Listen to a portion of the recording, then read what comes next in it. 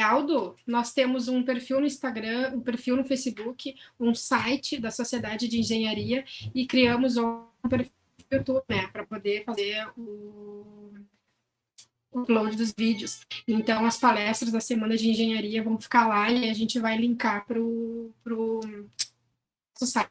Tá?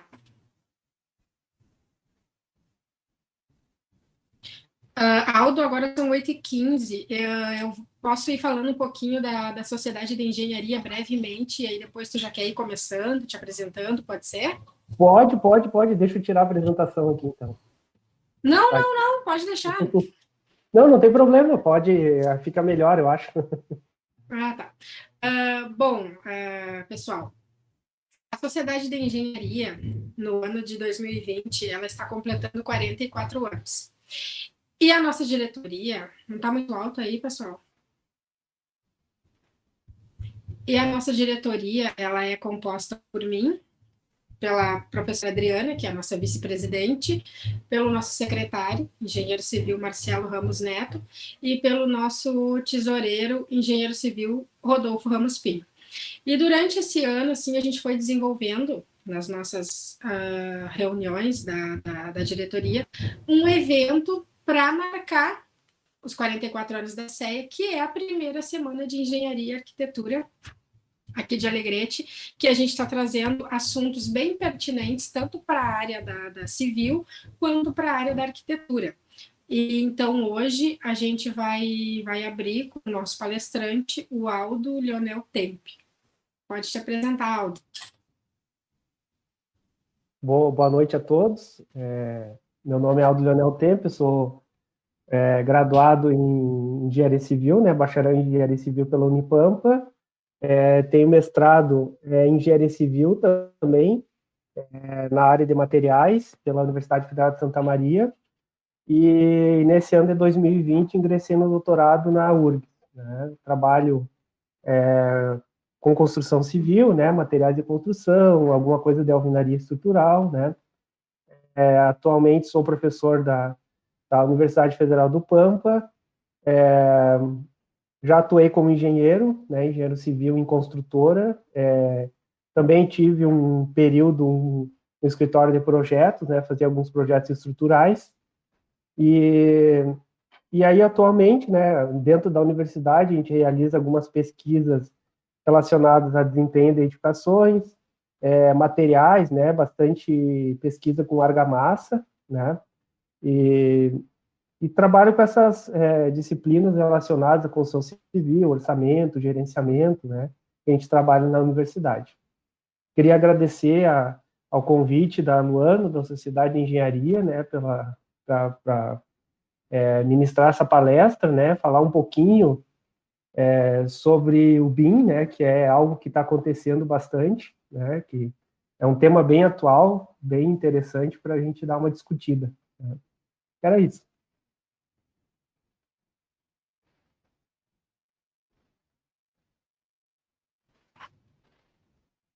Perfeito, Aldo. Acho que tu já quer começar a apresentação. Posso, estou carregando aqui. Tá ótimo, então.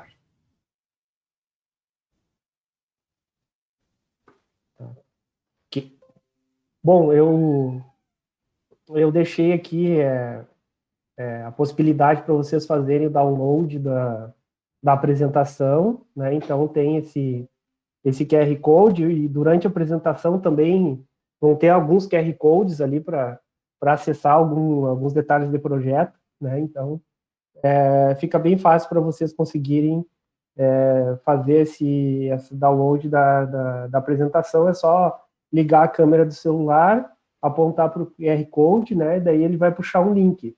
Se por acaso o celular não fizer isso, é só baixar algum aplicativo, algum leitor de QR Code, né? E aí, a hora que tu apontar o celular, a câmera do celular, ele vai puxar esse link e aí é só fazer o download ali da apresentação. Tem uns 15 MB, é bem rápido para baixar, né? Daí já fica disponível para vocês. Bom, então a Luana fez esse primeiro contato e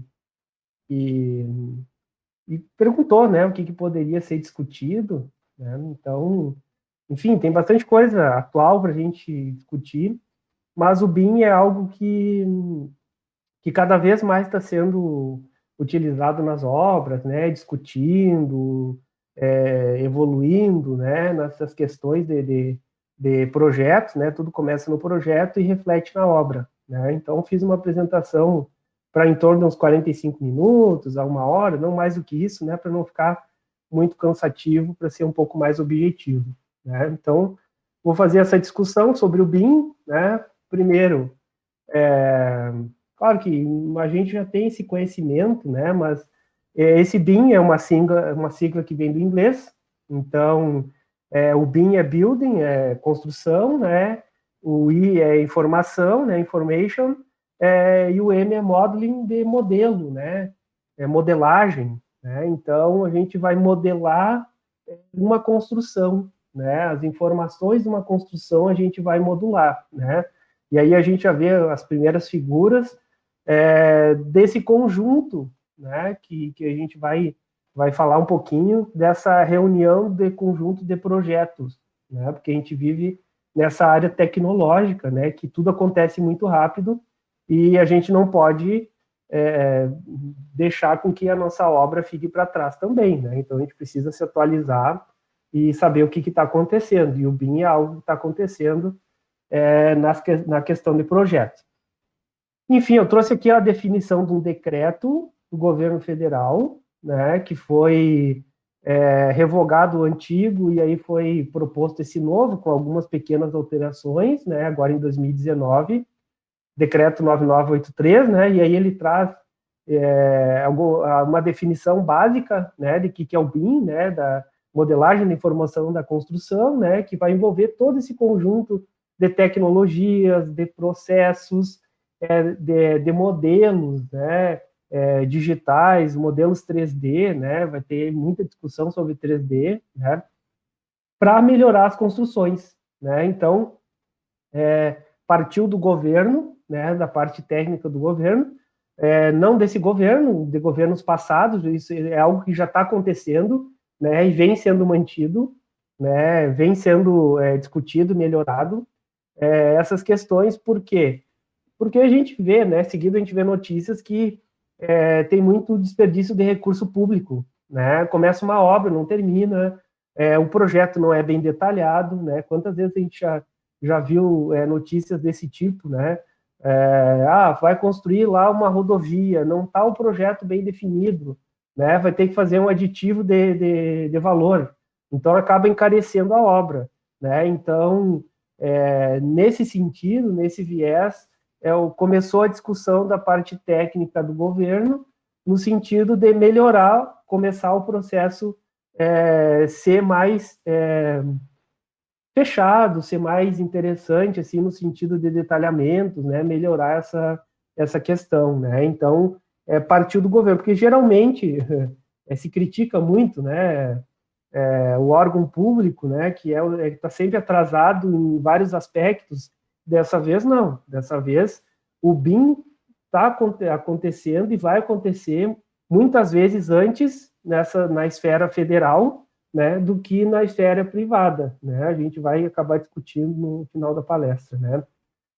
Então, aqui outra definição de outro autor, né, que esse BIM é uma filosofia de trabalho, né? E a gente vai ver que o BIM não é um software, né? Que muitas vezes diz, qual é o software de BIM? Existem vários, né?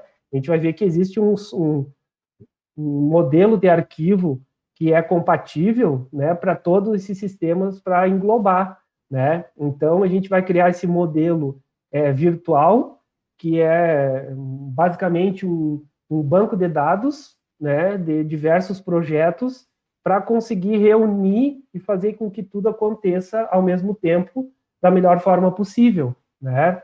Então, o BIM é basicamente uma filosofia de trabalho, né, de processo do trabalho da construção civil de projetos, né, e de execução de obra, né, tudo engloba o BIM.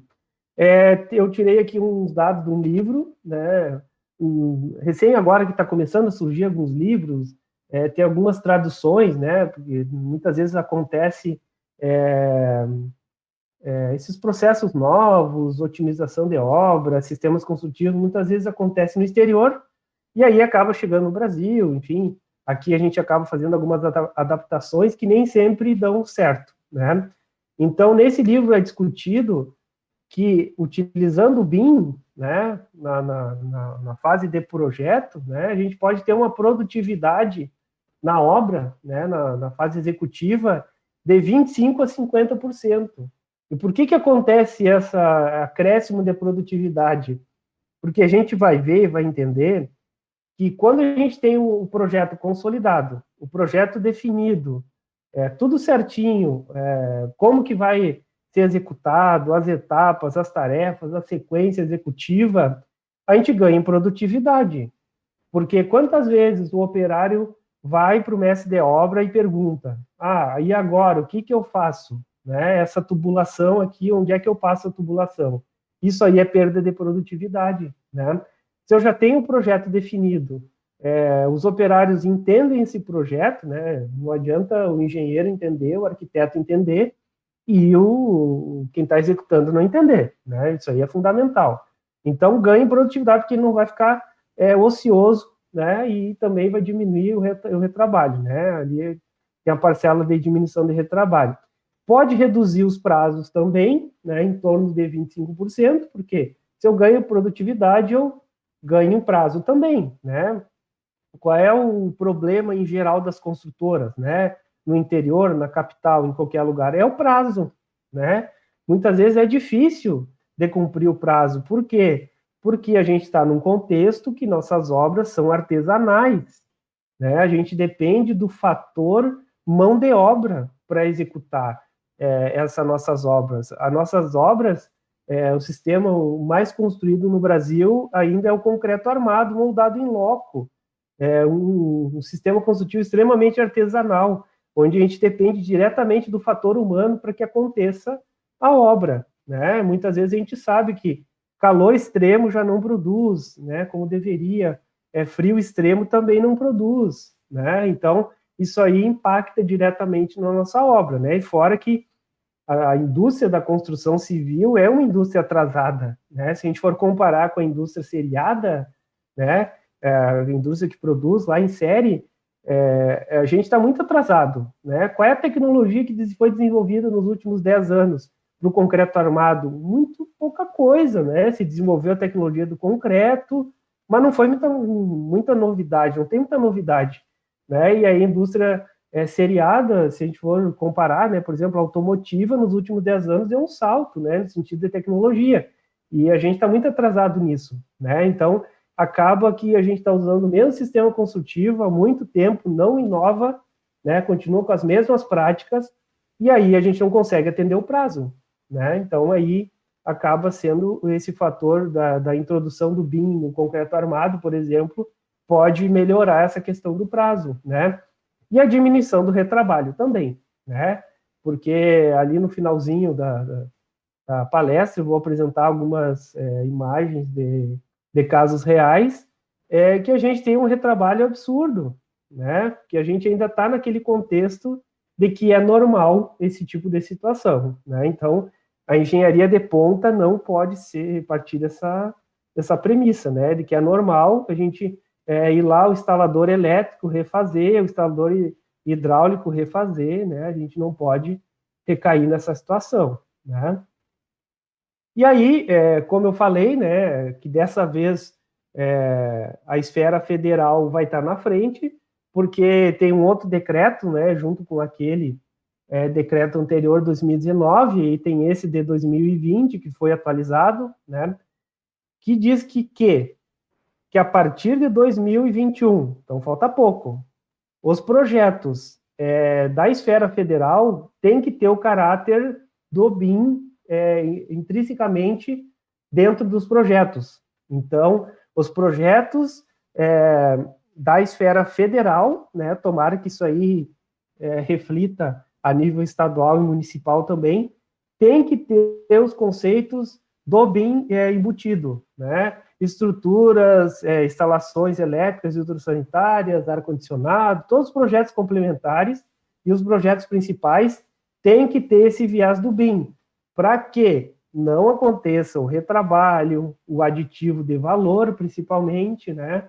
Porque eu tive uma pequena experiência em executar algumas obras públicas, né? Inclusive da Unipampa, e tinha muito problema de projeto. Às vezes, tinha problema no projeto elétrico, tinha problema no projeto estrutural, no sentido de falta de detalhamento, né? E tem que pedir o detalhamento, isso aí já demora, né? Então, a gente não pode perder tempo nisso, né? Se a gente faz um projeto bem certinho, né? Bem enxuto, bem organizado, né? Com todos esses conceitos do BIM embutido, depois na hora de executar fica muito mais fácil, né? Então o governo dividiu em fases, né? 2021 começa a primeira fase, 2024 a segunda e 2028 a terceira, né? Até chegar no BIM pleno para todas as obras, né? Então isso aí é bem importante, bem interessante, né? Então todos os profissionais da área técnica dessa esfera vão ter que se atualizar se ainda não dominam as ferramentas do BIM, né? E aí até foi criado um site, né? Também por algum órgão do governo federal, né? Agora não me recordo bem qual é o órgão, que é uma plataforma BIM, né? Onde explica o que é o BIM, né? Tem seminários sobre o BIM, tem uma biblioteca de BIM, de objetos, né? Porque a gente trabalha muito com objetos 3D, então lá tem uma gama de objetos que a gente pode fazer o download para utilizar nos projetos. Então, é uma referência, né? Então, houve esse primeiro passo, né, dessa esfera federal para que seja consolidado. Eles criaram, né, até chama-se ali Biblioteca Nacional de BIM. Então, a gente vai encontrar muitas coisas, né? Bem semelhante para quem utiliza o SketchUp, né, quer procurar lá um objeto, né, uma cadeira, digita cadeira e aparece um conjunto de cadeiras para selecionar, que é semelhante, né? Então, com formato, o arquivo com formato para ser utilizado no BIM, né? Então, é bem interessante esse site para a gente acessar também, né? Então, a construção civil, né, em si, né, com o passar do tempo, as empresas cada vez estão entendendo mais, né, até inclusive as empresas do interior, né, porque o interior muitas vezes tem essa cultura, né, de construir da mesma forma há muito tempo, está tendo retorno financeiro e muitas vezes não procura melhorar, né? Então, com o passar do tempo, cada vez mais as construtoras, né, grandes, médias, pequenas, né, as grandes se preocupam muito mais tempo, as pequenas estão se preocupando que tudo que acontece na fase de planejamento, que é bem executada, que é bem coordenada, né, que é bem desenvolvida, na fase de execução vai ficar tudo mais fácil, né?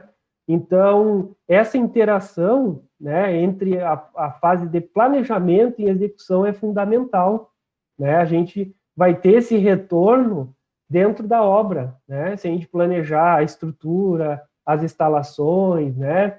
Desde coisas mais simples, né? De locação da obra, né? No sentido de locação de materiais, o layout, né? Se a gente pensar tudo, isso entra na fase de planejamento, né? Se a gente pensar, fica muito mais fácil de executar, né? Então, o BIM entra nessa filosofia do planejamento, né? A gente tem que pensar mais em planejamento, né? Sempre é discutido, né? Por que no Brasil é tudo o inverso? Porque tem países que demoram 6 meses projetando e 2 meses construindo. O Brasil é diferente, o Brasil projeta em 1 mês, né? 1 mês, geralmente, é arquitetônico, manda para a prefeitura, aprova, e aí corre atrás lá do engenheiro para dimensionar a estrutura, aí ele tem 15 dias para dimensionar a estrutura e começa a execução. E aí fechou 2, 3 meses nessa fase, e aí demora 2 anos para construir, né? Então, e ainda se constrói mal, né? O pior de tudo, né? Demora muito e se constrói mal, e custa muito caro, né? Então, a gente precisa ter essa cultura de pensar no planejamento, pensar no projeto. Não pode, o projeto tem que ser discutido cada vez mais, né? Então, por isso que todo mundo que trabalha com BIM sempre discute essas questões, né? E se a gente for pensar, né, um tempo atrás, como é que era feito a compatibilização, né? Porque eu vou falar bastante sobre aspectos de compatibilização. Seria a reunião do conjunto de projetos, né? Aqui tem uma figura, né, que mostra uma sobreposição de projetos 2D. Fica bem complicado de conseguir enxergar as interferências, né? O que seria uma interferência? Uma tubulação, sei lá, de esgoto passa numa viga, né? Eu tenho que prever esse furo na viga, porque dependendo do diâmetro da tubulação, eu vou precisar de um reforço na viga, eu não posso colocar a tubulação em qualquer posição na viga, né? Eu preciso ser pensado, isso aí não pode ser definido em obra, isso aí tem que ser definido em projeto. Então, as primeiras compatibilizações que eram realizadas eram sobreposições em 2D, que não dá para ver muitas vezes, quando é um projeto que tem muito elétrico, muito hidrossanitário, tem muitas vigas, muitos pilares, a gente não consegue prever, né, a perfeita interferência, porque a gente está trabalhando com arquivo 2D, a gente não está trabalhando com arquivo 3D, né, a gente está vendo em 2 dimensões. Então, isso aí prejudica um pouco, né? Claro, é melhor fazer uma compatibilização em 2D do que não fazer nenhuma, né? Que boa parte das obras, enfim, a gente visita algumas obras com os alunos e muitas vezes a gente não tem essa compatibilização. A gente pergunta, né? Não tem. Ainda a gente não faz, a gente quer fazer, né? Então, talvez no próximo projeto a gente faça, né? Então, é importante a gente conseguir enxergar essas interferências para resolver na fase de projeto, né? A gente precisa acabar com a cultura da gambiarra, que resolve tudo na obra, né? A gente tem que acabar com isso, né? A gente precisa cada vez se aperfeiçoar, porque a gente está no quê? Está numa era digitalizada, onde praticamente todos os operários da obra têm um celular. O mestre ganha um smartphone da construtora, né? Boa parte das construtoras, né? Não digo todas, mas ele ganha um smartphone, né? Então, o mestre, que com certeza é o que deve dominar, tem que dominar, né? Essas informações dos projetos, ele tem smartphone que a construtora disponibiliza. Então, com treinamento simples, ele consegue utilizar essas ferramentas, né? Porque o que acontece, né? A gente cada vez mais está trabalhando com sistemas automatizados, né? Orçamentos automatizados, né? Hoje em dia tem aplicativos, né? Tem sistemas que tu vai acompanhando a obra. Você vai, tem fundação, tu vai lá, tira uma foto da fundação, essa foto vai lá para o banco de dados, tu preenche que foram executadas tantas sapatas e ele já gera um indicador, né? Porque o dono da construtora, ou o diretor, ou o presidente, ele não tem como ir todos os dias em todas as obras. Imagina, tem 30 obras na cidade, ele não vai em todas as obras, mas ele tem a possibilidade de visualizar os indicadores dessas obras, para saber se está indo bem ou não, né? Porque o que acontece? Geralmente, semanalmente, né, tem uma reunião, né? E aí a gente não pode partir daquela, meu engenheiro, minha engenheira, como é que está indo a obra? Está indo bem. Tá, mas qual é o parâmetro para dizer se está indo bem? A gente precisa de indicador. A gente não pode continuar com achismo. Eu acho que está indo bem. Não, eu vou ver no cronograma. Qual é o meu cronograma?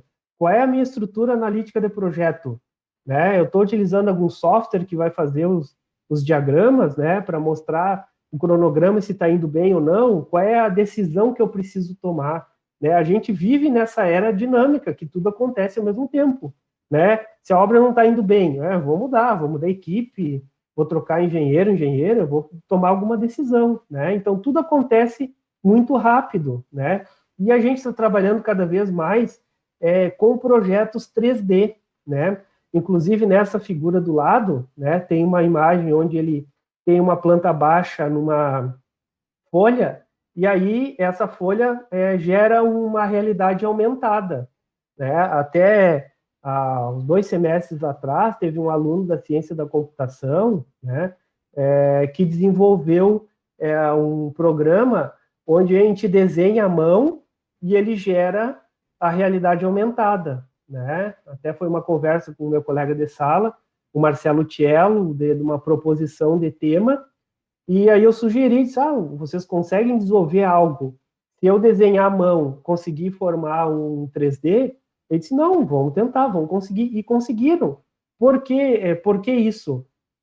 Porque quando a gente está com o cliente e está naquela coisa, e aí a gente vê que tem estudos que provam que muitas vezes a gente consome algo por impulsão, e geralmente o profissional de arquitetura trabalha muito bem essas questões de maquete eletrônica, de visualização, nada mais interessante do que na hora fazer um rascunho na mão, quer 3/4, quer banheiro, fazer um rascunho na mão, apontar o celular e já gerar o 3D daquele projeto. É muito interessante, isso aí cativa muito o cliente, né? É essa era que a gente vive, a era do 3D, da visualização, né? A gente não tem mais espaço para esperar uma semana para fazer uma perspectiva à mão, né? É bonito, é interessante, mas a gente quer dinamismo, né? A gente precisa disso, né? Precisa de velocidade. Então, essas ferramentas ajudam. E a gente está trabalhando cada vez mais com o 3D, né? Para visualizar, facilitar a visualização para nós, para o cliente e para o executor também, né? Porque quantas vezes eu tirei dúvida de projeto? Eu disse, meu engenheiro, aqui no arquitetônico tem uma coisa e no corte tem outra. O que eu sigo? O arquitetônico, a planta baixa ou o corte do projeto? E aí tu começa a pensar, né? Se é uma obra pública, tu liga lá para o fiscal. Estou com uma dúvida aqui, vamos tirar essa dúvida. E às vezes tu acaba executando algo errado. Se tu tem arquivos 3D, fica muito mais fácil de enxergar o que está sendo pedido, né? Então, a gente está trabalhando cada vez mais com esse tipo de arquivo dentro da obra e fora da obra também, né? Em várias esferas, né?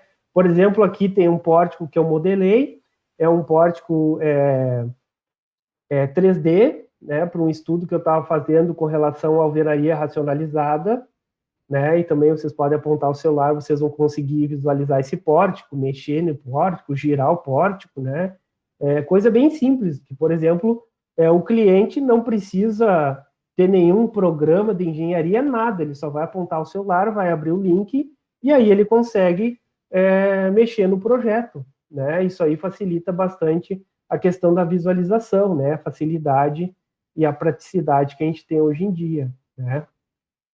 E, claro, esse arquivo, ele é gerado a partir do arquivo .ifc, que eu já vou explicar o que é, que eu consigo compatibilizar com qualquer programa que tenha plataforma do BIM, que recebe esses programas. Então, esse pórtico eu posso jogar em qualquer programa, independente do programa que eu criei ele, né? Então, hoje em dia, boa parte dos softwares, eu acho que os principais, esses comerciais que tem, todos geram esse formato de arquivo para te poder utilizar em qualquer programa. E também recebem, né, esse tipo de arquivo, né? A gente vai trabalhar com esses arquivos, né?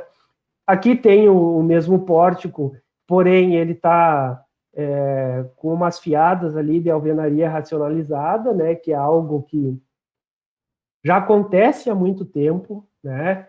De repente, vocês podem me dizer, mas aqui em Alegrete, eu acho que eu não vi nenhuma obra de concreto armado com alvenaria racionalizada, né? Então, é algo que é muito importante, que ele melhora a produtividade, que ele evita em torno de 30% de desperdício, ele gera 30% a menos de resíduo, né? Eu fiz alguns estudos com relação a isso, ganha em produtividade, ganha em qualidade, né? Então, é algo que deveria estar acontecendo, né, nessas obras de concreto armado.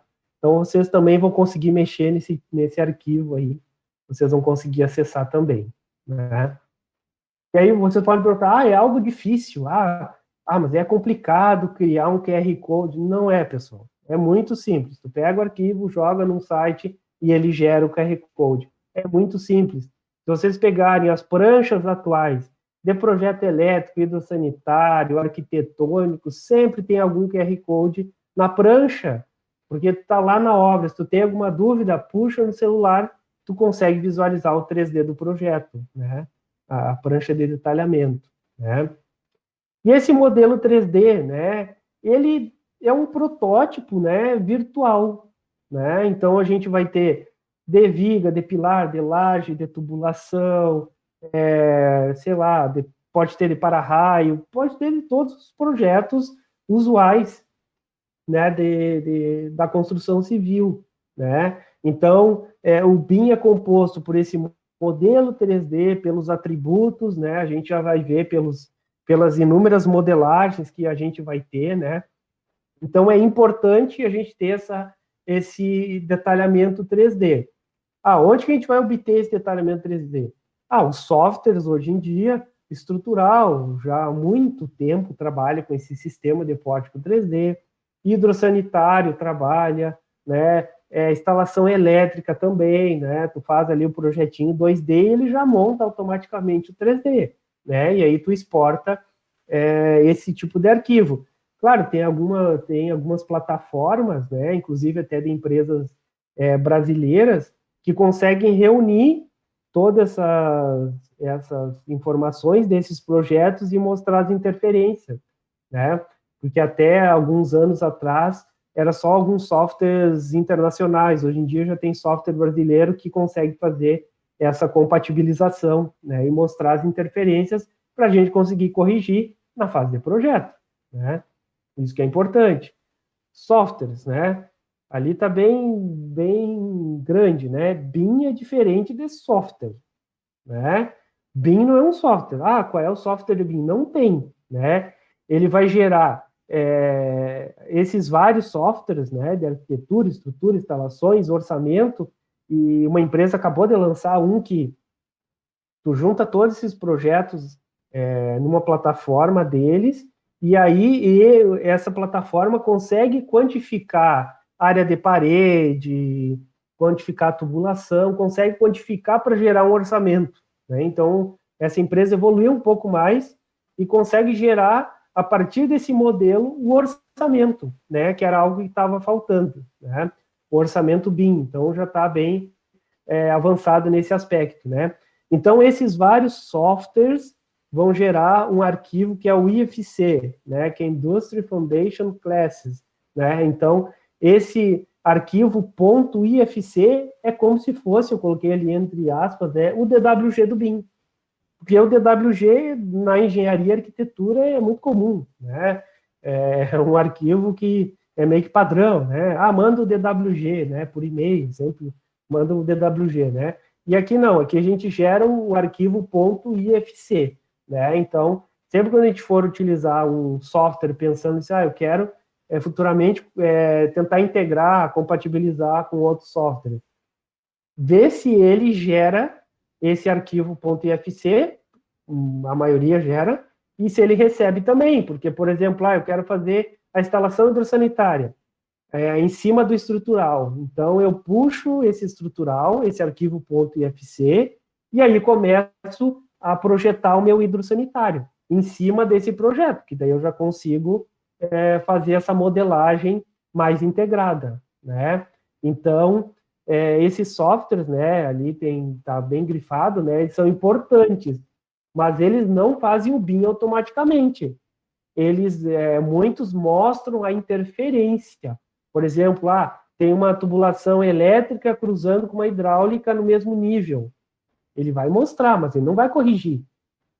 Porque, enfim, a gente não vai virar operador de software, né? A gente vai fazer engenharia, vai fazer arquitetura. Então, a gente vai definir, não, então melhora, retira esse ponto elétrico, puxa para o outro lado. Então, a gente vai tomar decisões tecnológicas, né, para tentar resolver o problema, não vai resolver automático, pelo menos até agora nada está automático, né? Digamos, daqui a uns anos pode ser que tenha, né? Define alguns parâmetros, mas hoje em dia não. Hoje em dia a gente tem que resolver, né? Por que o BIM cada vez mais está sendo consolidado? Porque a gente recai nesse problema que é antigo na construção civil, que é o quê? Que é a improvisação, né? Então, a gente tem esse problema, que a gente tem muito projeto, né? Até eu grifei ali diversas disciplinas. A gente tem projeto elétrico, projeto hidrossanitário, gás, SPDA, tem vários projetos, PPCI. E o que acontece? Como é que a maioria dos projetos funciona hoje em dia? Digamos que o arquiteto faz o projeto, o engenheiro faz o estrutural, aí outro engenheiro faz o elétrico, o hidrossanitário, e outro faz o orçamento. E nenhum conhece o outro. Ninguém sabe o que o outro fez. Foi tudo independente. Foi mandado o projeto arquitetônico lá e cada um resolveu como achou da melhor forma que achava, né? Só que não se conversa com o outro. E esses projetos vão para a obra. E aí começa a ver que, não, mas tem um tubo que está passando nesse canto aqui, tem um tubo que está cruzando num canto de um dormitório, que não pode passar essa tubulação. Então, começam a surgir as interferências. Por quê? Porque não há um diálogo entre os projetistas. Isso aí é muito comum. Agora que, aos poucos, que está se mudando essa cultura, né, de conversar mais entre os projetistas. E porque hoje em dia começou a surgir mais o que a gente chama de gerente de projetos. O que é o gerente de projeto? Ele vai reunir todos os projetos, vai compatibilizar, né, vai utilizar a filosofia BIM, vai ver as interferências e aí vai discutir com os projetistas como resolver essas interferências. Porque, eu quero passar uma tubulação na viga, eu posso passar no meio da viga, eu posso passar no lado da viga, onde que eu devo passar? Quem vai responder isso é o projetista que fez o estrutural, né? Então, esse gerente de projetos tem essa responsabilidade de fazer essa discussão e reunir esses projetistas, né? Se a gente for pensar o que é o BIM, é uma única construção, building, né?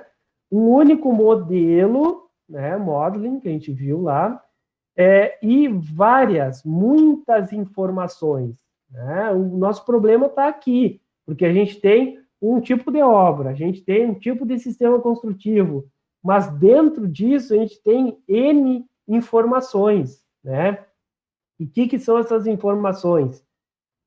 É a arquitetura, é o estrutural, é as instalações, enfim, o diversos detalhamentos, né? Pega uma obra especial e aí tem muitos detalhamentos, né? Então, isso que vai gerar a interferência, né? Os problemas de compatibilização são todas essas informações que vão fazer com que a gente tenha esses problemas, né? Muitas vezes lá em loco, né? A gente não resolveu em fase de projeto e resolveu, está tentando resolver em fase de obra, né? E a gente sabe que todo improviso tem um custo, tem um retrabalho e tem chance de não dar certo, né? A gente vai ver alguns casos reais que eu vou trazer para vocês aqui, né? Vantagens, né? Tem inúmeras vantagens, né? Projeto mais detalhado, mais definido, mais preciso, a gente consegue prever os erros que podem acontecer, né? É porque a gente está nesse viés de construção que a construtora constrói o primeiro prédio, aprende com aqueles erros e tenta melhorar o segundo. Aí o segundo gera outros erros e tenta melhorar no terceiro. E aí vai, né? Por exemplo, eu não ficou muito boa a fachada lá, o revestimento argamassado na fachada. Bom, então no segundo prédio eu vou tirar o revestimento de argamassado, vou colocar só textura. Aí eu gerei outro problema. Não, a textura gera não estanca a água, deixa o prédio permeável com relação à água. Então eu gerei outro problema. Aí no terceiro eu resolvi impermeabilizar a parte externa do edifício. Aí eu usei impermeabilizante errado, rígido, em vez de flexível. E aí é uma sucessão de erros, né? E quem é que é penalizado nesse processo é o cliente, né? Porque a construtora, dependendo da construtora, ela tenta reparar, mas a gente sabe que tem aquele prazo legal de 5 anos, enfim, tem toda aquela questão, muitas vezes é judicial, e aí o cliente que acaba sendo penalizado, né? Ele que acaba arcando com esses problemas que muitas vezes estão congênitos, né? A obra nem foi entregue, a obra já tem fissura, entrada de umidade, né? Enfim, apresenta inúmeras patologias, né? E também tem a vantagem de possibilitar de ver tudo acontecer em 3D, né? Tu consegue visualizar, tu consegue mexer, tu consegue caminhar dentro da obra, né? Hoje em dia, quem faz projeto, quem projeta, utiliza a realidade aumentada, é muito barato. Quanto custa um óculos de realidade aumentada? Custa uns R$100, tu compra um óculos, né? Quanto que é para gerar um QR Code, gerar um modelo 3D? Nada, né? Só vai custar o teu tempo de trabalho, né? Então, faz toda a diferença, né? O cliente poder andar dentro do futuro imóvel dele, né? Poder visualizar, né? Eu tenho visto bastante da parte estrutural, que o projetista monta o pórtico e aí vai lá no terreno e com a realidade aumentada no celular ou tablet, ele consegue locar aquela estrutura real dentro do terreno e consegue caminhar por dentro desse pórtico virtual. Então, tu consegue visualizar onde vai a fundação, onde vai ficar os pilares, as lajes, as vigas, tu consegue visualizar, né? Isso é o que está acontecendo. Esse é o diferencial que o profissional de engenharia tem que ter, né? Tem que acabar com a falta de detalhamento, com projetos ruins, né? Tem que melhorar nesse viés, né? Tu consegue ganhar, né, a previsibilidade, né? Tu consegue prever o que vai acontecer, os pontos críticos da obra, né? O planejamento, a otimização, né? O meu ponto crítico é a fundação. Eu tenho uma obra que o terreno é muito ruim, vou demorar muito tempo na fundação, é meu ponto crítico. Eu consigo já prever isso, né? Então, essa é uma vantagem boa, né? E os desafios? Que desafios a gente tem que ter? Desafios de entender a tecnologia, de fazer com que os profissionais de engenharia que estão projetando consigam entender, consigam conversar, dialogar com relação a essas tecnologias, fazer com que haja uma compreensão fácil da mão de obra, repetindo, né? Não, de nada adianta eu fazer o melhor projeto, o projeto mais detalhado, o projeto, sei lá, melhor 3D, se lá na obra eles não vão entender. De nada adianta. A gente precisa que essa tecnologia chegue no canteiro de obra que seja fácil de entender, né?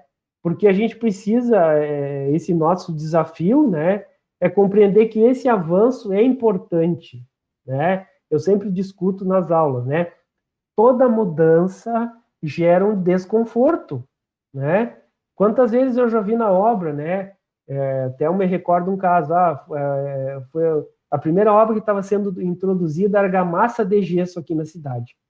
O mestre de obra, essa mudança, ele não estava, sabe, acostumado com uma mudança tão drástica, né?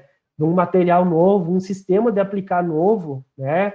Aí ele começou a questionar, né? Claro que com o passar do tempo, ele vai absorvendo esse novo método e aí começa a gostar, né? Mas o início da mudança é complicado, né? Então a gente tem que fazer com que essa mão de obra consiga entendendo, absorvendo essa nova tecnologia, né? E claro, a introdução de uma nova tecnologia demanda tempo, né? Claro, o BIM não já acontece há um tempinho no Brasil, né? Fora do Brasil, já é um modelo muito mais consolidado, né? Tem alguns países que é obrigatório desenvolver um projeto nessa filosofia BIM, né? Nessa plataforma BIM. Já tem países que já cobram isso, né? O Brasil tá caminhando para isso, então eu espero que reflita, né? Tanto em obras públicas quanto em obras privadas também, né, que é um benefício bem interessante, né.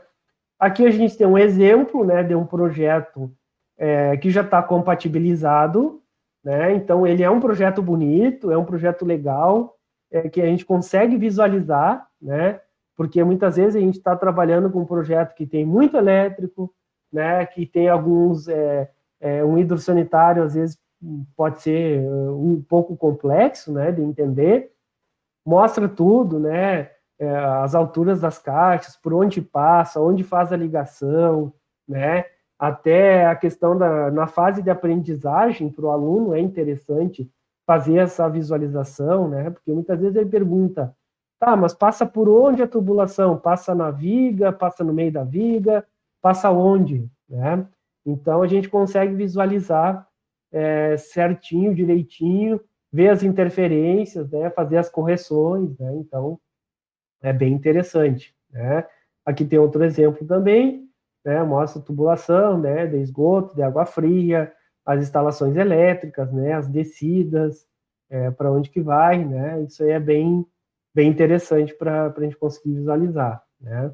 E fácil também, depois para a gente conseguir corrigir algo, né. E aqui tem um projeto bem legal, né, eu acho que essa é a nova engenharia, isso que os profissionais de engenharia e arquitetura têm que buscar, não é só fazer a maquete eletrônica, né, que eu vejo que muitos engenheiros conseguem, né, porque o pessoal da arquitetura trabalha muito isso durante o curso. No curso de engenharia civil a gente não trabalha tanto, né, a maquete eletrônica, mas eu vejo que alguns engenheiros se aperfeiçoam nessa parte, né, não só fazer a maquete eletrônica bonita, né, com coqueiro, com sombra, com carro, mas também mostrar o que está por trás para valorizar o projeto. Por quê? O que acontece? Muitas vezes, o arquitetônico, essa maquete eletrônica é muito mais valorizado do que o estrutural, o elétrico e hidráulico, porque muitas vezes eu escutei na fase, quando eu fazia projeto, tu faz os complementares, e o que é projeto complementar? É o que não vale nada? O projeto complementar é o elétrico e do sanitário. Como assim? Não é complementar. É importante, tanto quanto estrutural quanto elétrico, né? Tem que ser valorizado também, né? E como que a gente vai valorizar o nosso trabalho? Mostrando essa compatibilização. A gente consegue ver, olha, a água fria, consegue ver o reservatório, consegue ver as instalações, o esgoto, para onde que vai, para onde que desce, né? O estrutural, tudo acontecendo ao mesmo tempo. A gente precisa mostrar isso também, né? Eu sou um profissional que eu não faço modelagem de arquitetônico, de maquete eletrônica, mas eu posso fazer a modelagem de todos os subsistemas, né? Então, isso valoriza o nosso trabalho, né? A gente consegue ter um know-how melhor, né, com relação a isso, né? Isso é o que está acontecendo a nível de projeto de engenharia.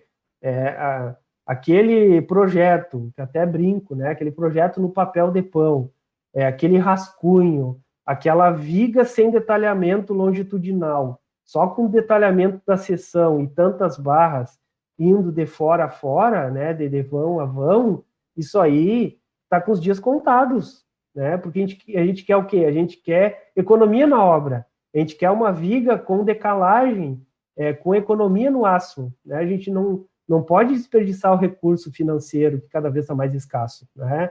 Então, isso valoriza o nosso trabalho também, né? Então, é bem importante.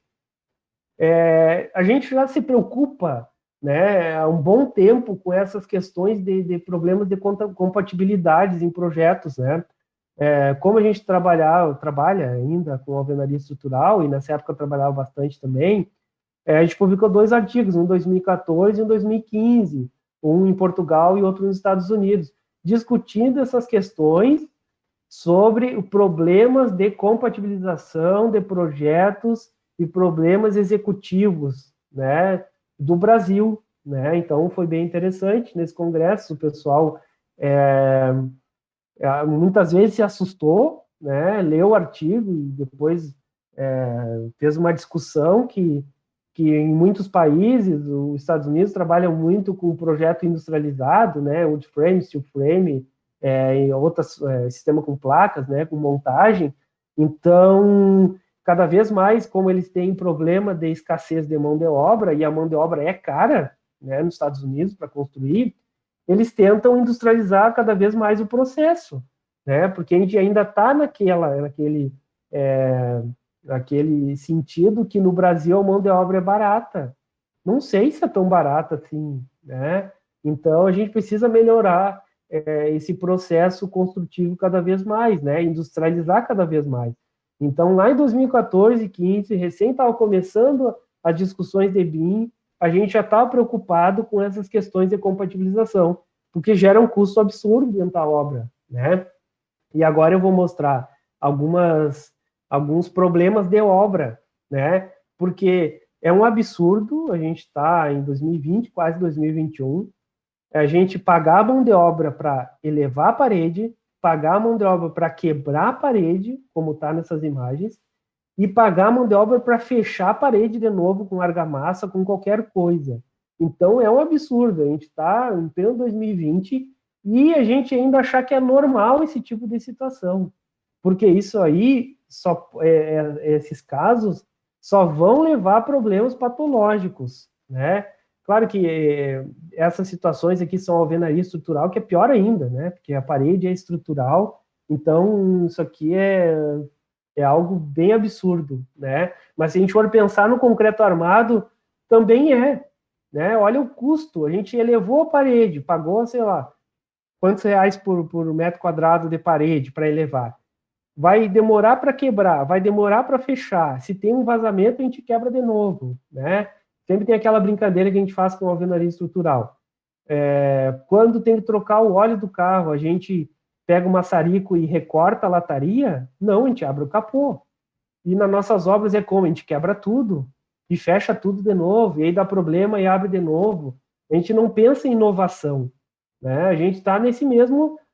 A gente não pensa fora da caixa, né? Ah, funcionou dessa forma, vou fazer dessa forma, né?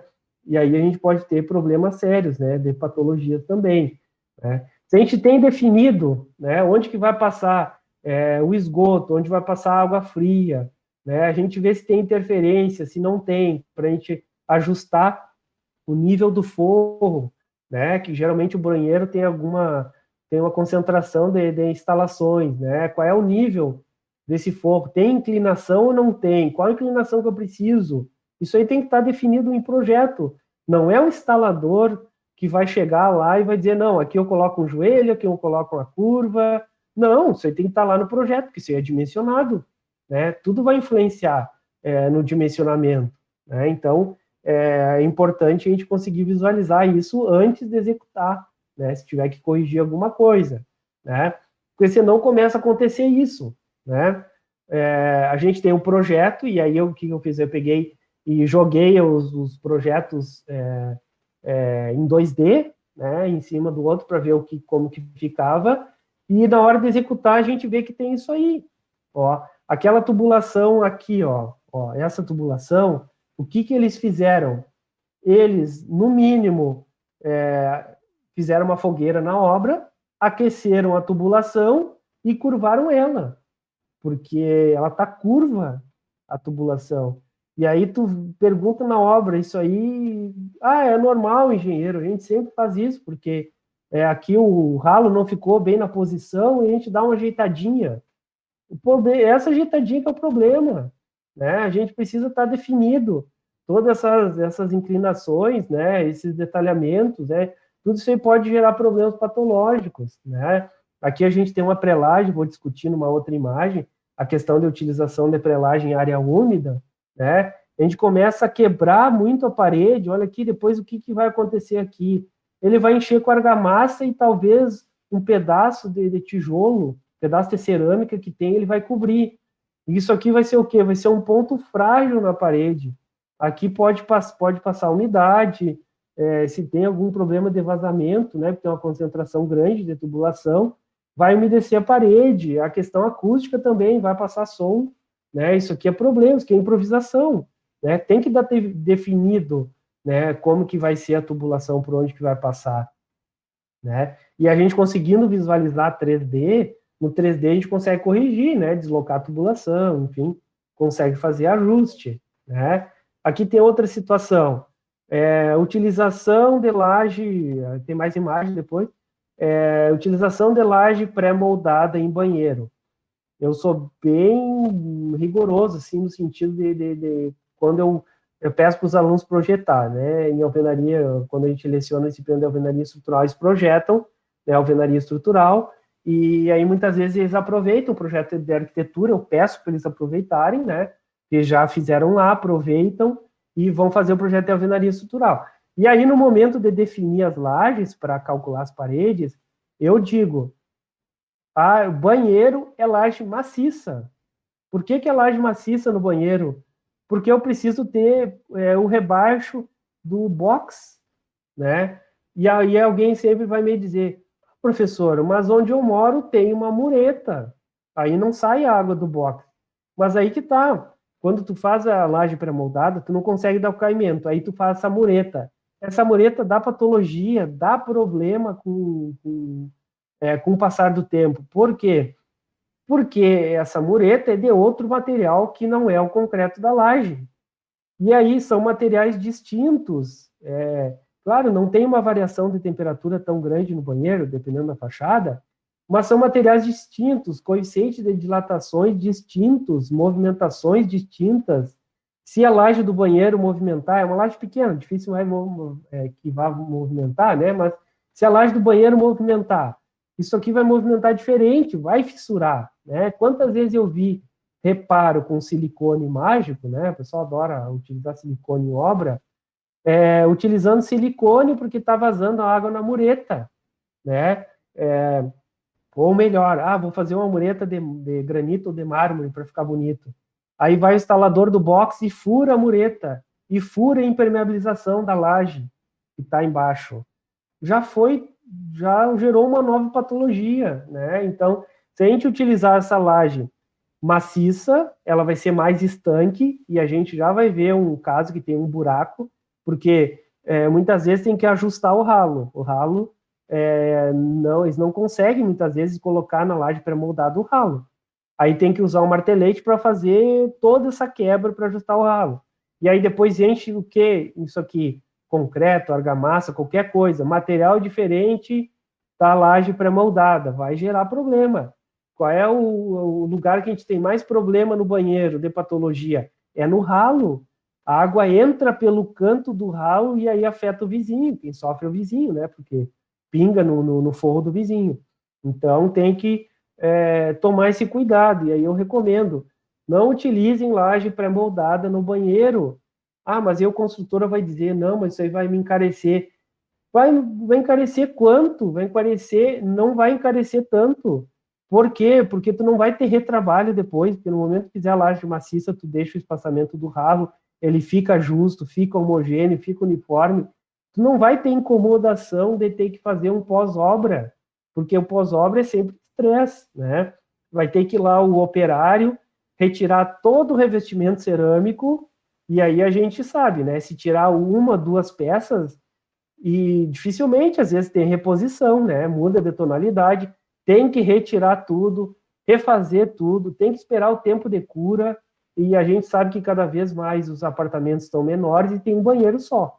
E aí, o cidadão não vai usar o banheiro, vai ter que ficar num hotel, é complicado, né? Então, por isso que eu recomendo essa utilização de laje maciça no banheiro. É uma área pequena, não vai encarecer, não vai atrasar a obra, né? Vai melhorar esses aspectos de projeto. Aqui eu trouxe, não necessariamente é problema de compatibilização, mas é problema de projeto mesmo. O que vocês acham dessa escada? É escada para o suicídio, né? Porque olha a janela, o tamanho da janela e a escada, o degrau está do lado da janela. Isso aqui é lá na cobertura, porque tem um duplex, né? Então imagina esse projeto, né? Já nasceu com esse problema, né? De concepção do projeto. Então a gente precisa melhorar o projeto, né? No Brasil, a nível de engenharia e arquitetura, tem que melhorar esses aspectos, né? Primeiro que para conseguir subir algum móvel já vai ser difícil, né? Porque a gente tem pouco espaço aqui. E depois, essa janela, né? Então, bem complicado, né? Eu não sei dizer que nesse caso se foi um improviso, porque acontece muitas vezes assim. Tem o último apartamento, né, do último pavimento, e aí, sei lá, alguém chega na consultora e diz, eu queria um duplex. Daí a consultora faz um improviso e gera mais um nível. E aí gera, onde é que vão colocar uma escada? Nesse canto dá. Né? Uma escada que tem um degrau pequeno, né? Também já não é muito largo, né? Então acaba gerando esse tipo de problema de projeto, né? Esse aqui é bem emblemático, porque mostra várias coisas, né? Ó, aquilo que eu falei, ó, vai colocar o ralo, depois vai fazer um enchimento, né? Será que isso aqui vai funcionar? Eu já vi muitos e muitos problemas, né, com relação a isso aqui, né? Fora que essa laje está no maior vão ainda, né? Essa pré-laje deveria estar no outro sentido, que é o menor vão. Mas, enfim, eles pensaram, não, vamos colocar nessa posição que daí o ralo pega bem na tabela. Né? E aí a gente faz esse enchimento. Mas dá problema. Mas um problema maior é que, se a gente tivesse o projeto compatibilizado, o projeto em 3D, não ia acontecer isso. Olha o nível que está essa tubulação de esgoto, está no nível da janela. E aí eu pergunto para vocês, onde é que vai o forro? Não sei onde é que vai o forro. Né? Até eu nem vi o desfecho dessa obra. Essa obra foi em Porto Alegre, é uma obra que, enfim, é uma construtora gigante do país inteiro, não é uma construtora pequena, constrói muito, milhares de metros quadrados por ano, e olha o que aconteceu, né? Mas não tinha engenheiro na obra, tinha engenheiro 8 horas por dia, né? 7h33, né? Tinha estagiário residente, estava lá. E aí aconteceu isso, né? A espuma expansiva, né? Excessiva ali na janela também. E aí o forro, não sei como resolveram, né? Então, gerou esse problema aí, não tem altura, o pé direito está menor, a gente está fazendo um retrocesso, em vez de a gente cada vez aumentar o pé direito, a gente está diminuindo, né? E aí entra essas obras de interesse social que pode ter um pé direito menor ainda, e aí a gente, não, vamos fazer menor mesmo, esse pé direito, vamos fazer o mínimo, e aí acontece esse tipo de situação. Né? Então, precisamos repensar nessas questões, né? Um pluvial, né, na alvenaria estrutural, onde tem uma amarração de parede, então tirou essa amarração de parede, então passou dentro do ambiente, aí depois vai ter que fazer uma espécie de um chanfro 45 graus para esconder esse duto, e aí eu já vi prédio com isso dentro do dormitório, e aí tu tá lá no dormitório e tu escuta o barulho da água do pluvial caindo, né, é um barulho desagradável, porque até existem algumas mantas hoje em dia que tu reveste a tubulação e isola, né, esse ruído, né? Porque outro problema que a gente tem é que a gente precisa seguir a norma de desempenho, 15575, e a gente não segue, né? Então tem que tomar esse cuidado. Olha essa tubulação aqui. A parede está toda quebrada, olha a quantidade de dutos que passam aqui, né? Então a gente precisa melhorar esses nossos projetos, né, hidrossanitários, porque a gente está quebrando tudo, a gente está emendando depois com argamassa, enfim, com qualquer material, né, isso aqui vai ser um ponto frágil, né, da nossa obra, né, então tem que tomar um certo cuidado. Aqui um erro conceitual, né, que também poderia ser evitado, né, que foi pensado uma junta de dilatação estrutural, né, na edificação, porém chegam essas duas vigas em um pilar. Né, então, deveriam ter 2 pilares. Né, então, é um problema de projeto também, né, que a gente poderia visualizar se a gente tivesse o 3D, algum outro projetista diz, tem alguma coisa estranha aqui, né, tem 2 vigas chegando em um pilar, né, isso aqui é uma transição de alvenaria estrutural, então tem vigas robustas, né, 80, 90 centímetros, né, então vãos grandes, porque é a garagem, então a gente tem que tomar esse cuidado, né. Aqui tem outra situação que, olha o que aconteceu, tubulação na saída da elétrica, né, olha, 4 tubos, aí que o instalador elétrico vai fazer, né? O eletricista vai fazer, vai puxar um pouco para cá esse tubo, um pouco para cá, e vai puxar a fiação no meio. É o que vai acontecer. Né? Então, se tivesse previsto, ó, aqui foi feita a sobreposição do projeto, ó, o elétrico e hidrossanitário. Fazendo uma simples sobreposição, simples, a gente já conseguiria ver que tem problema. Né? Nessas situações não foi feita compatibilização nenhuma, nem 2D, nem nada, que é muitas vezes o dia a dia de obra. Né? Então aqui a gente já consegue ver que tem problema. Né? E aí é aquela situação. O instalador hidráulico vai fazer o serviço dele, o elétrico faz o dele, geralmente são equipes que são terceirizadas da construtora, e aí ele vai executar o serviço dele. Ah, mas está em cima da elétrica. Ah, ele está executando o serviço dele, recebeu o dinheiro dele, e aí vai ficar assim, né? Então, olha isso aqui, o que vai acontecer? Vai puxar o fio pelo lado, né? Já começou a improvisação, né? O problema sério, né?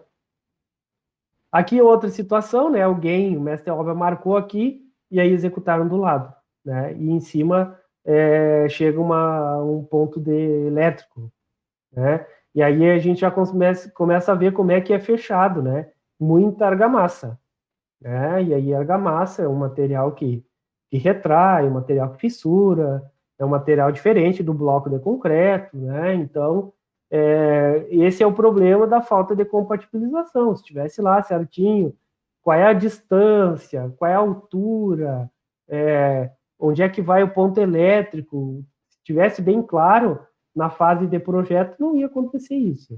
Né? Então, tem que acompanhar o projeto e a execução. Né? Tem que entender o que está acontecendo. Né? Olha essa situação, né? Olha o ralo. De novo o ralo. São várias situações. Erro que se repete. Né? Ah, vou colocar o ralo, quebra tudo. Né? Muitas vezes quebra até a vigota no meio do vão. Né? E aí, por que não cai? Porque redistribui os esforços, mas pode fissurar alguma coisa.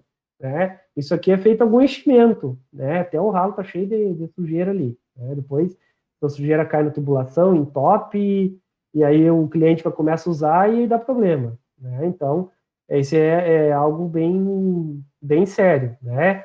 Aqui é um trajeto de tubulação de gás, que eu vou mostrar agora nas imagens seguintes. Né? Então, essa aqui é a instalação da cozinha. Né? A gente vê que está aparente, né, essa tubulação. Né? E aqui é um caso emblemático de problema de compatibilização e custo. Olha o que foi feito. A instalação de água fria foi executada. Beleza, veio a equipe e executou. Chamaram a equipe do gás. A equipe do gás veio e quebrou a tubulação de água fria. E aí chamaram a equipe de água fria de novo, a instalação hidrossanitária de novo. Eles vieram utilizar essa conexão e quebraram, furaram o tubo de gás. Aí vai ter que chamar de novo os instaladores de gás para refazer esse trecho, e aí pode acontecer dele quebrar de novo essa tubulação da água fria. Então é um ciclo muito problemático, que isso aqui deveria estar definido no projeto. Porque no momento que o gás foi instalar, não sobrou espaço. Aí o que eles fizeram? Eles quebraram aqui um pouco mais e acabou quebrando a tubulação. E aí já começam a entrar tubulações, conexões que não estava prevista em projeto. Aí tu pega, digamos que esse prédio, se eu não me engano, eram 48 apartamentos por prédio. E aí eram 10 ou 15 blocos. Vocês pegam 48, só nesse trecho aqui, 48 conexões novas que não estava prevista no projeto, que não estava prevista no orçamento, fora a mão de obra, né? Então, todos os apartamentos, algo vai ter que ser feito. Então, de repente, utilizar essa conexão, né? Então, isso é o que acontece no dia a dia da obra, né? Então, esse caso foi bem emblemático. Um interfere no serviço do outro e, claro, às vezes por descuidos, até por sabotagem, quebra, né, a tubulação do outro. Aqui é a mesma situação, né? Alguém projeta isso aqui? Não, ninguém projeta isso aqui. Isso aqui é o instalador que, não sei, a inclinação não deu certo, e aí ele disse, não, eu vou resolver o problema. Vou colocar duas conexões ligadas, né? E aí a gente começa a ter custo, né? Por exemplo, aqui essa tubulação deveria ser contínua. Eu estou colocando duas conexões a mais. Então, se 48 apartamentos, eu vou ter duas conexões a mais em cada apartamento, né? Conexão de esgoto. Isso aí é custo, é dinheiro.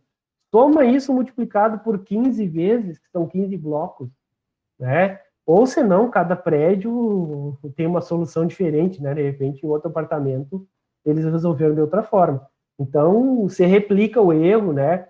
Aqui também aconteceu, eles furaram a tubulação do gás, né? Então teve um furo também, né? Então, isso é um problema sério para nós, né? Bom, quase finalizando, né? Outra questão de instalação elétrica e gás também, uma interferindo na outra, né? Muito cuidado, né? Porque tem todas as recomendações normativas para o gás, para não ser confinado, para não ficar exposto, né? Não pode ter instalação elétrica, né? Enfim, tem uma série de recomendações, mas aqui foi fazer uma instalação, danificou a outra, né? Claro, eu não sei se nessa obra tinha um problema entre as equipes, mas tiveram inúmeros erros, problemas com relação a isso, né? Tu ia lá revisar o serviço e aí tinha esse problema de interferência de uma equipe em cima da outra, né? Tudo problema de projeto. Enfim, eu acho que deu 1 hora e pouquinho, né? De, de, de palestra. Então, eu encerro por aqui. Teria muito mais coisa para falar, né? Mas deixa para uma próxima oportunidade, né?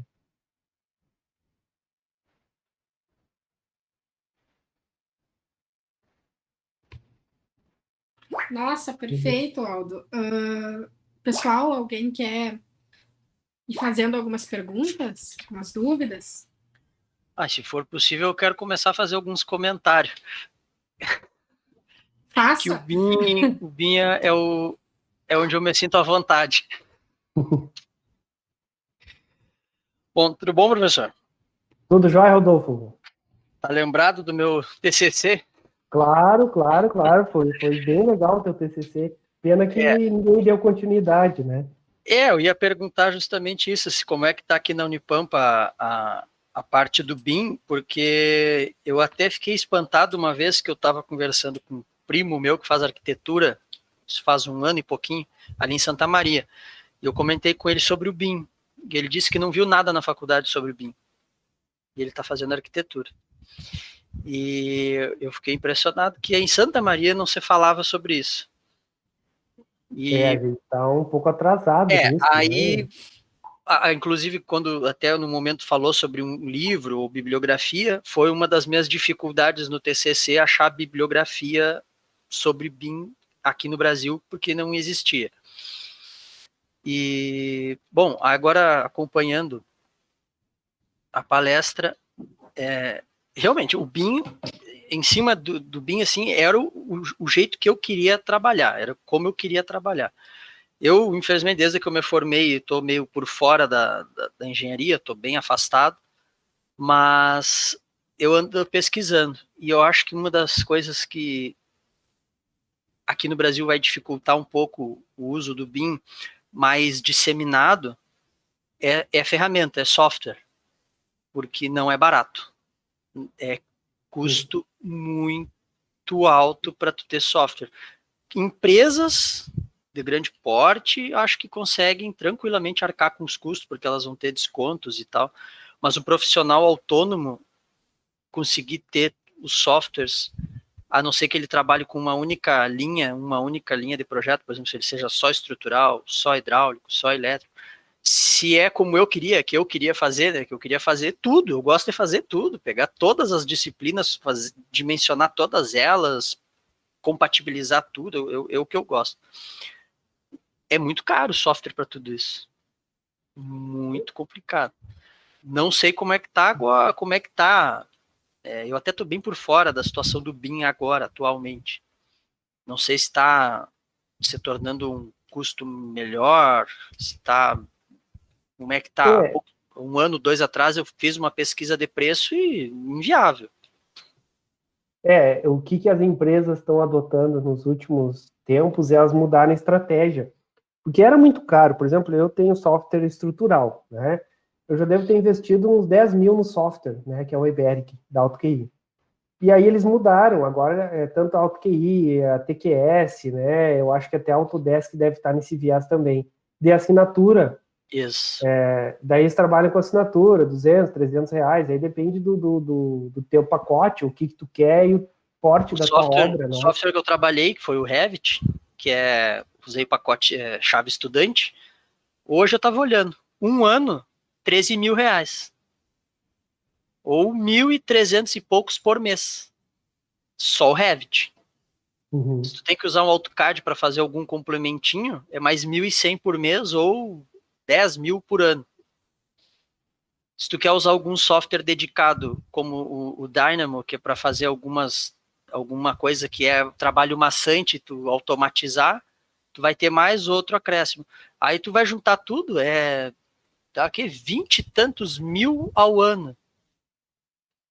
Onde que eu vou conseguir esse fluxo de dinheiro sendo aqui em Alegrete autônomo? E principalmente esses softwares que são internacionais são mais caros, né? Aí eu também fiz a pesquisa do Eberic, né, na AutoQI. O cara me ofereceu, mas eu fiz só pelo estrutural a pesquisa também. E não é muito barato, mas aí também fica só no estrutural. Se eu quiser o pacote completão deles, eu vou ter que arcar com uma certa quantia bem alta, que é difícil a gente conseguir ter esse fluxo para o profissional autônomo. E eu estou esperando ficar melhor esse cenário, assim, porque quando o senhor mostrou aquela casinha, aquele projetinho todo feito ali, tudo perfeitinho, é aquilo que eu queria fazer, é aquele tipo de serviço que eu acho que é engenharia, eu acho que aquilo ali é engenharia. A gente só fazer desenho 2D é engenharia de 100 anos atrás. Agora, quando a gente fazer esse processo todo aí, tudo, tu constrói, né, no meio digital, isso aí que é o que eu gosto, é isso aí que eu acho que é o que tem que ser feito. E é difícil, é complicado, não é fácil. Uma das coisas... Esse eu acho que vai ser o diferencial, né? Porque o que eu escuto muito do pessoal que está se formando, né? Mas eu vou ter a barreira de entrar no mercado, competir com um engenheiro mais antigo. Eu digo, olha, parte para essas ferramentas, vai ter que ter um diferencial, né? E eu acho que esse é um diferencial, né? Que dá para se buscar, né? Aqui em Alegrete eu só fiquei sabendo pela palestra de ontem que as meninas falaram que estão partindo para o BIM agora na pandemia por conta da questão de repensar os planejamentos da obra, material, no todo, né, que ficou mais difícil. Aí estão partindo para o BIM para ter esse controle. Aí eu fiquei sabendo, até não sabia que já estavam no BIM aqui. E eu, quando eu conheci o BIM, isso sei lá o que, quase 10 anos atrás, lá em Salvador, eu fiquei conhecendo por um palestrante da Odebrecht, que eles comentaram o uso do BIM já bem disseminado dentro da empresa, mas claro, eu acho que isso para obras que se justificavam, obras de alto padrão, que o resto talvez não justificasse o custo profissional para fazer em BIM, mas eles já usavam o BIM, foi quando eu conheci e comecei a achar aquilo, bom, é isso aqui que é o futuro, é isso aqui que vai ser o futuro. E a coisa foi andando, já era obrigatório, acho que no Canadá já era obrigatório obra pública, na época que eu conheci, e começou até um pouco tempo atrás, agora na época que eu fiz o TCC, se eu não me engano, já era obrigatório obra pública em Santa Catarina ser apresentada em BIM. E eles começaram a fazer um convênio com o Exército, se eu não me engano, para desenvolver as bibliotecas e obras do Exército também serem em BIM.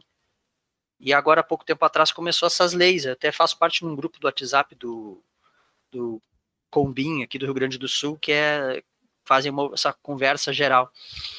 E é bem interessante, assim, tá caminhando, o BIM tá andando, tá desenvolvendo, e eu acho que ele vai ficar, vai demorar um pouquinho ainda para ser mais disseminado ao público geral, vai ficar agora mais nas obras públicas.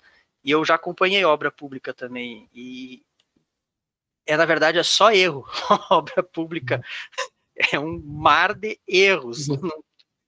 Não tinha, numa das obras que eu acompanhei, a gente tinha uma planta do arquitetônico, uma planta do estrutural, uma planta do hidráulico, uma planta, e nenhuma era coerente com a outra.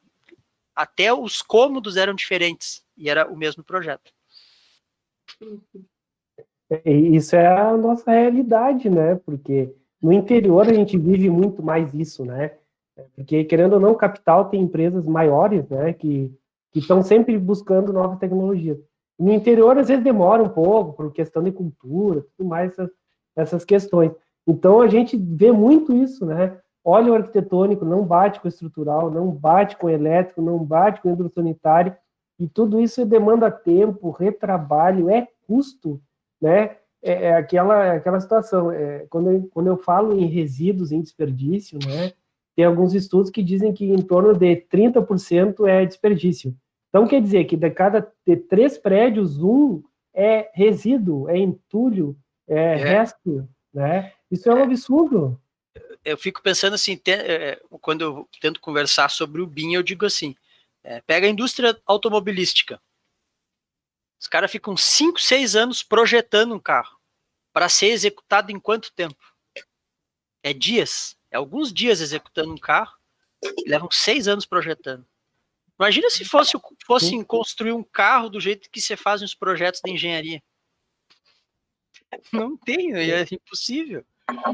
E o custo de uma obra, até uma casa popular, é feita para durar 50, 60 anos e tem um custo que não é baixo. E não é feito com cuidado. Os projetos são feitos da maneira que são ensinados a serem feitos, né? Porque a gente aprende isso desde sempre. O cara, tu vai chamar um pedreiro, ele aprendeu a fazer daquele jeito, um mestre sabe daquele jeito.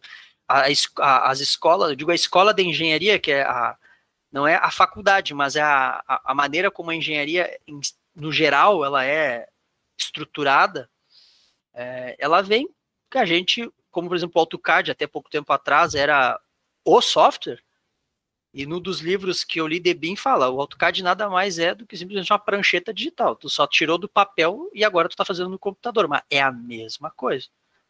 E aí quando começou o BIM foi a revolução, e espero que realmente comece a melhorar, a avançar muito mais nesse quesito, que aí a gente vai ter o projeto como é para ser.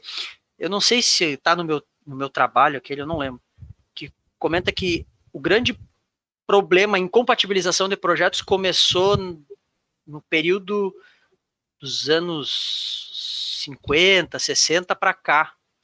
Antes disso, não se tinha tanto problema com compatibilização de projetos, porque era um único projetista que fazia tudo. E ele tinha conhecimento de tudo que ele estava projetando. E ele desenhava em papel.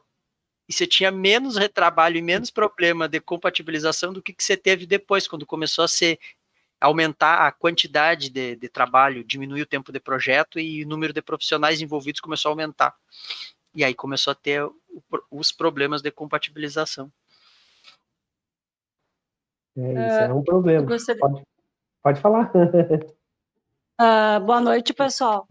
Há cerca de 2 anos atrás, eu assisti uma palestra na Semana da Engenharia em Maceió, de um pessoal do Exército, que contou como estava sendo a experiência, porque o Exército está implantando o BIM. E aí a pessoa que apresentou lá a palestra comentou que eles enviaram 2 engenheiros para os Estados Unidos, que ficaram 6 meses lá treinando, tá? E aí voltaram, porque a central de engenharia deles é no Rio de Janeiro, né? E a ideia deles é porque eles têm praticamente quase tudo analógico, os prédios existentes, né? Era então passar por uma plataforma digital e fazer todo esse gerenciamento, essa gestão, que hoje em dia é o que eles mais fazem nos prédios é a reforma, né? Então, eles estavam com essa meta de ter tudo digitalizado e tudo organizado. Então, achei bem interessante. Eles, eu acho que foram um dos pioneiros no Brasil. O Exército, acho que foi. O Exército começou a importar e, se não me engano, foi. Até criticaram muito Santa Catarina quando ela começou a cobrar, porque justamente não tinha normativa, não tinha lei, não tinha nada. E eles estavam pedindo em BIM e as construtoras estavam dizendo, tá, mas qual o parâmetro que vocês vão usar, que jeito que nós vamos implementar, como que vamos fazer, e, bom, eles disseram, não, nós vamos fazer um convênio com o Exército já está se iniciando nisso, e aí a partir disso que começou a se ter as normas, decretos, e começou. O problema do BIM, na verdade, além da parte de tu... Eu estou me intrometendo na palestra do professor, é que eu estudei um pouco, agora há pouco, sobre isso, que é daquela questão da gente ter a filosofia, aprender a trabalhar com essa filosofia, é uma das coisas que foi colocada, que é a biblioteca. Porque se todo projeto que tu for fazer, tu vai ter que criar a tua biblioteca, vai inviabilizar o projeto, porque tu vai perder muito tempo criando família parametrizada. É muito tempo mesmo. Algumas empresas aqui no Brasil já estão fazendo, né? Elas disponibilizam as bibliotecas do produto que elas vendem, né? E liberam para o pessoal usar para fazer projeto de graça. É um diferencial. A Tigre tem outras de hidrossanitário que também tem, o pessoal de janela, porta, eles disponibilizam, mas é poucas empresas, não são muitas. E o Exército, acho que também estava atuando nisso, também fazendo um esforço para criar uma biblioteca. Aí eu não sabia que tinha aquele site que tem essa biblioteca nacional, eu não sabia que tinha esse site.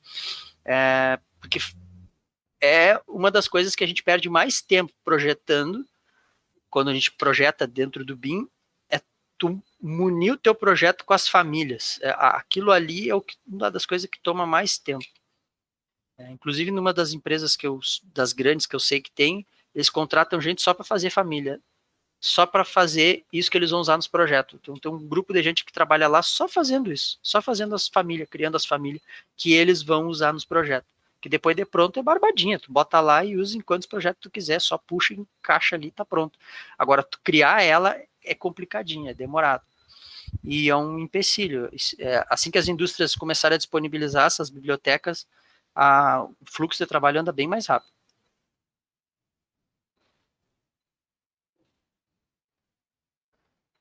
É isso aí. Vocês têm mais algum comentário, uma dúvida? Eu coloquei os princípios básicos, né, só para a gente ter uma ideia, né?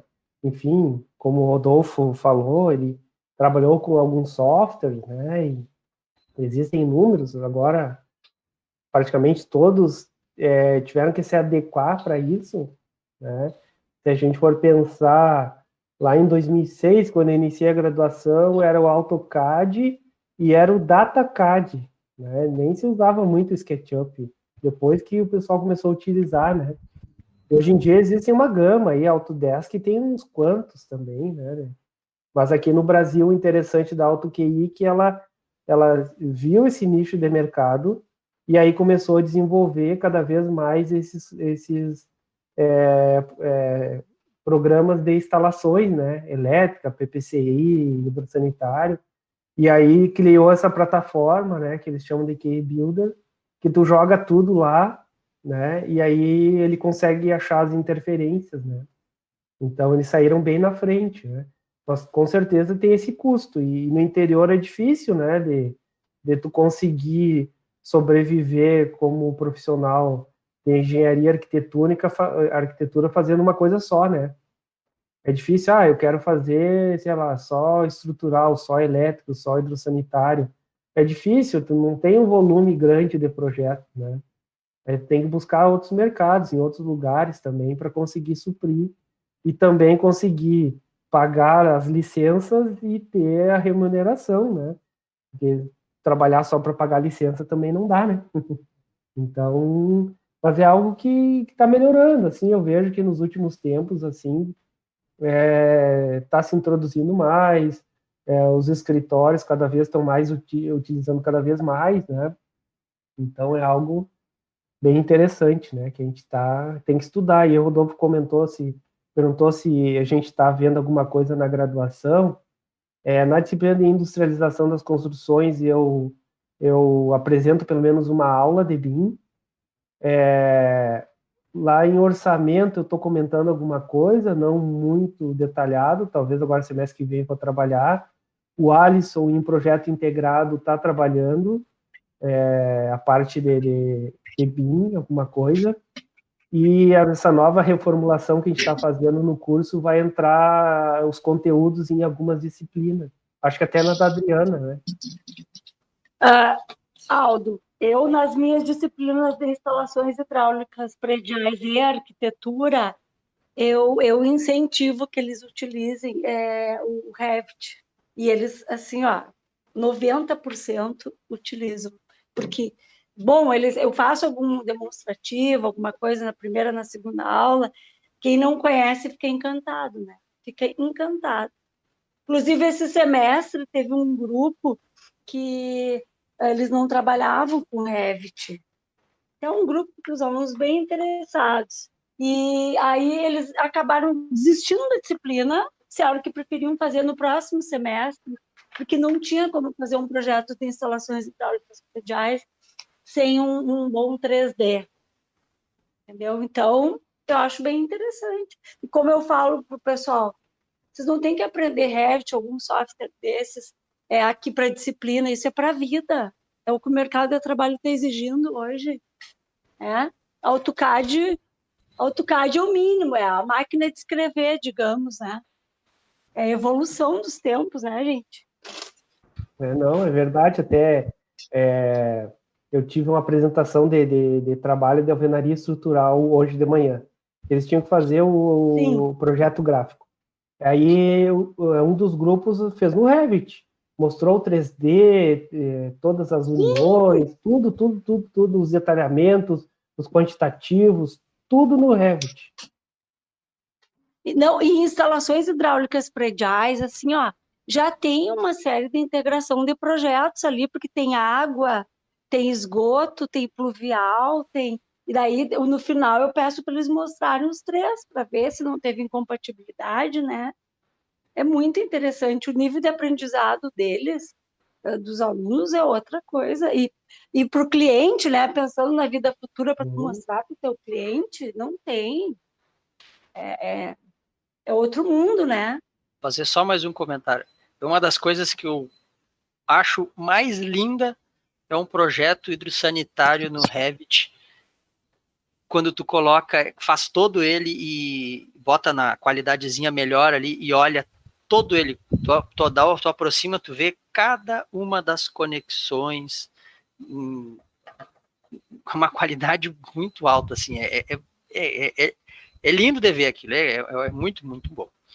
Dá trabalhinho para fazer, mas é muito bonito. E o Revit é uma plataforma, pelo menos ele não dimensiona, mas tu consegue fazer a modelagem, né? Tu consegue modelar ele. Os softwares da K-Builder, né? Tem ele faz isso aí, só que ele faz, acho que em 2D, ele dimensiona e ele te projeta em 3D, né? Eu não sei como é que funciona, nunca usei ele, mas Rodolfo, para fins acadêmicos, eu prefiro quando não dimensiona, porque eles precisam aprender como dimensionar, não só utilizando um software. Não, então, sim. até comento com eles. Eu gostaria que vocês porque igual vão ter que apresentar todo o dimensionamento no Excel, né? Não, claro, Mas claro. eu prefiro que vocês façam a parte gráfica, que é a questão, entendeu? Porque Sim. o grande problema é a parte gráfica, né? Essa compatibilidade. Não, com certeza. Com certeza. Mas é fantástico. Não, é outro nível de projeto, não tem comparação. Eu sei que o Revit tem uma função, eu não lembro com qual software, que tu consegue trabalhar junto o dimensionamento com a parte gráfica no Revit. Eu já estou meio por fora, mas tem. O Revit consegue, inclusive, trabalhar com estrutural. tem um estrutural da Autodesk, que eu não lembro o nome, que ele trabalha junto com o Revit. Eles se comunicam, e o Revit faz até o detalhamento da armadura.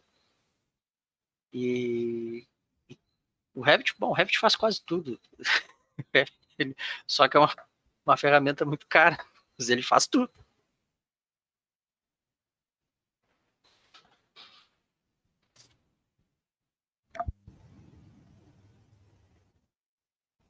Bom, pessoal, alguém tem mais alguma pergunta?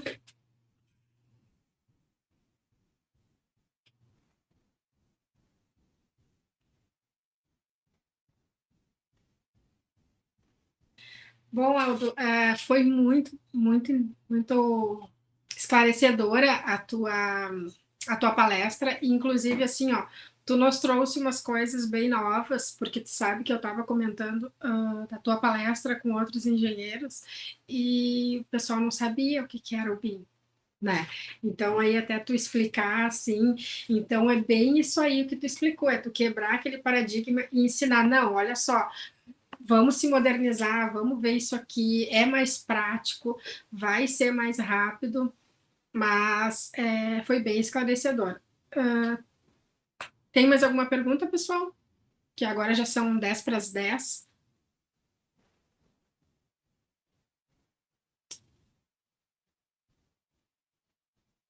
Bom, eu acho que não.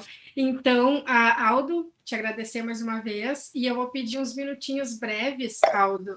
Eu não sei se a Adriana também não quer complementar, para falar da Sociedade de Engenharia, né? Que tu aceitou o nosso convite, a gente ficou muito feliz, mas a gente, como essa palestra ela vai ficar gravada, também falar da Sociedade de Engenharia. O que a nossa diretoria está fazendo para a nossa classe, né? Trazendo assim, ó, palestras técnicas. Essa semana de engenharia também, que ela acaba amanhã, é uma oportunidade ótima. Agora também, dia 15 do mês que vem, a gente vai ter um professor de São Paulo, uma palestra bem, bem interessante também. A gente está tendo também uma série de convênios para os nossos engenheiros associados. Então, assim, é só vantagens mesmo que a gente está trazendo para os nossos associados. Então, se tu quiseres informações acerca para se associar na CEA, também pode. A gente pode estar te passando posteriormente informações complementares. Quer falar mais alguma coisa, Adriana? Não, quero agradecer ao Aldo aí pela brilhante palestra, que é um tema muito importante, gente, é muito importante isso aí. Todo mundo tem que acompanhar, né? É como quem não saiu da máquina de escrever e foi para o computador, é o mesmo pulo do gato, né? E agradecer ao Aldo aí, né, por colaborar com a nossa entidade de classe aí, que está ressurgindo, né? Com algumas capacitações, palestras de trazer aí o que tem de novo no mercado, né? Principalmente para os profissionais que moram no interior, que às vezes ficam um pouco distante, né, da informação, mas hoje com o mundo virtual, graças a Deus, isso já mudou bastante. Então, muito obrigado, Aldo, pela colaboração aí conosco. E com toda a engenharia, né? Capaz, obrigado. Eu que agradeço a oportunidade de conversar um pouquinho com vocês e com demais profissionais de engenharia e arquitetura, né? Então, o segredo de ser um bom profissional é estar sempre atualizado, né? Eu sempre faço essa analogia. Quantas vezes o engenheiro, depois de formado, vai num congresso, vai numa feira de construção civil? Às vezes nem vai, né? E aí, muitas vezes, a gente critica muito os médicos, mas, em seguida, os médicos estão indo em congresso, estão se atualizando, e o profissional de engenharia e arquitetura também precisa disso, né? Saber o que está acontecendo, né? Bem como a Adriana colocou, né? Hoje em dia o meio virtual ajuda bastante, né?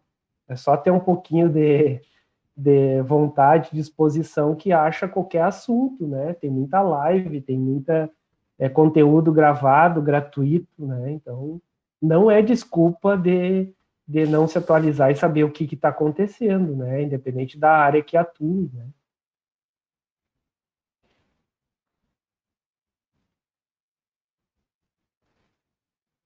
É isso aí. É isso aí, Aldo. Bom, pessoal, então tá, Aldo, mais uma vez obrigado. Boa noite. A gente vai colocar lá no YouTube da Sociedade de Engenharia e posterior vai compartilhar lá no site e também vai ficar lá no o link, né, no perfil do Facebook da Sociedade de Engenharia e no perfil do Instagram. A gente pode até marcar, né? Acredito que sim. Claro, que é vontade. Tá bom, então. Bom, pessoal, obrigado e tenha uma boa noite. Então tá, obrigado. Tchau, tchau a todos. Tchau, tchau. Tchau, tchau. Boa noite a todos. Boa Boa noite. noite.